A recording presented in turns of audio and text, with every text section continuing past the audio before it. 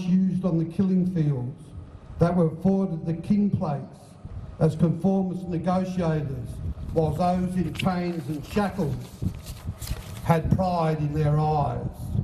The story has never changed and it remains the same. I'm sick of seeing our great Yonga kangaroo skin cloaks, our sacred burial robes being taken into Parliament House by Aboriginal members to impress the white politicians that show descriptions of symbols of sacred stories that they claim as their own, that belong to the Central and the Western Desert Aboriginal culture. This is a great shame on the theatrics of how our culture is treated by those who claim to be our spokespeople at national levels as they walk lost and futile around the corridors of the white man's greatest chamber of control of colonisation, Parliament House.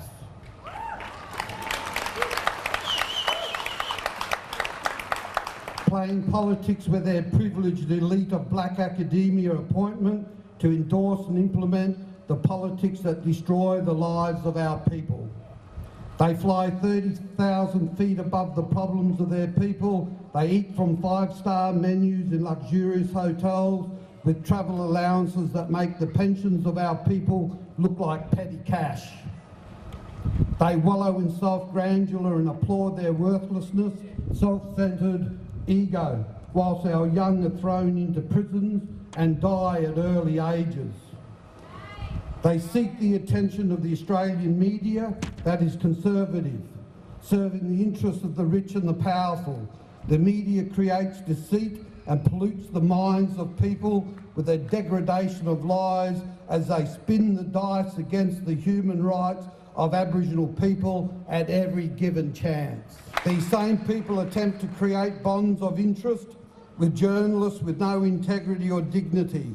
They flirt their filthiness to attract the attention of cheap media-covered politics and photo shots with ruthless journalists such as Andrew Bolt, Paul Murray, Alan Jones, and the many others. Aboriginal affairs in our country has become a lucrative business for many. We see our financial resources being allocated to non-Aboriginal agencies, sporting academies and church groups. It seems our resources are allocated everywhere other than in our community itself. This indicates that self-determination is low on the priority of the Indigenous advancement strategy of the Prime Minister and Cabinet. This leadership needs to be pulled down and destroyed forever. Tomorrow, the Royal Commission into the brutal treatment of our young people at the Dondale Centre commences. Ironic as each real-life experience somehow sends the last one into pale insignificance, we must show our young people that there are many of us who they can trust and respect. Not all have sold out and conformed to a moderate existence, accepting the white man's gifts of subserviency. We are engaged in a continued secret war in this country, where we lose more of our young people to modern-day genocide at the hands of the colonial oppressors than Palestinian lives are lost in the Gaza Strip. However, the deaths of the young people in the Gaza Strip is covered by international worldwide media, whilst our young Aboriginal people die and hardly a whisper is raised. I heard an elder say, I may be a woman, in grief of the loss of pain and suffering of my flesh and blood, land, religious belief systems, my language, my children have been stolen away. I have lost my humanity, and yet if this is as good as it can get, I will survive with a smile that I know that I must put you down for a while. Our young people are restless, driven with a passion of change, street warriors that have learnt the hard way, and give of life so easy, it reckons with the courage of the most devastating outcomes. Imagine turning to stone, there is no turning back, coming to a place of solace.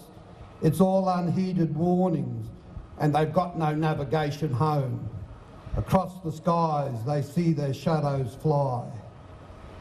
They fight against the system that ruthlessly enforces assimilative attempts to capture their spirit in a world dominated by education and religious Christian beliefs, manipulated by values and morals that corrupt wisdom, truth and decency.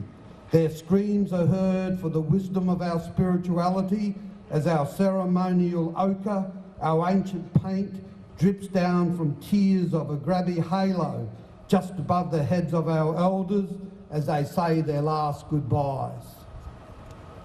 We have little time left to fail. My message to our young people today is that we must stay true to our cultural beliefs and our spirit and our old people's way of life. We must respect each other. Know you are from the most ancient peoples on this planet. Never surrender your birthright to our Budja, the land. Never become what they want us to believe we are, and know that the ones of us who seem to hate are the ones that love the most. When you are all alone in the great unknown, trust yourself. And never allow the final breath to be seen by the white man as giving up. And know that the white man's poison is killing us. We can run, we can walk, and we can crawl to freedom. However, we can never stagger to freedom. The great Palawa leader, Truganini, saw massive death and suffering as our homeland island was shattered with grief forever. As the soldiers cornered them, the shotgun blasts echoed across the southern oceans, and from the cliffs they fell bleeding into the great southern water. This is Dumbartung's last public rally. This is our last protest. This is our trail of tears, suffering and pain after 37 years in the cold-faced front lines of our community. I remember my first ever public speech was with the late Lenny Koolunger. We spoke about the then recent death of John Pat, a young 16-year-old from Roban, killed by police officers with badges and uniform. Today, it is with a respected rest in peace for young Elijah from Kalgoorlie, killed by a man in a fluorescent shirt. May you all keep our campfires burning forever.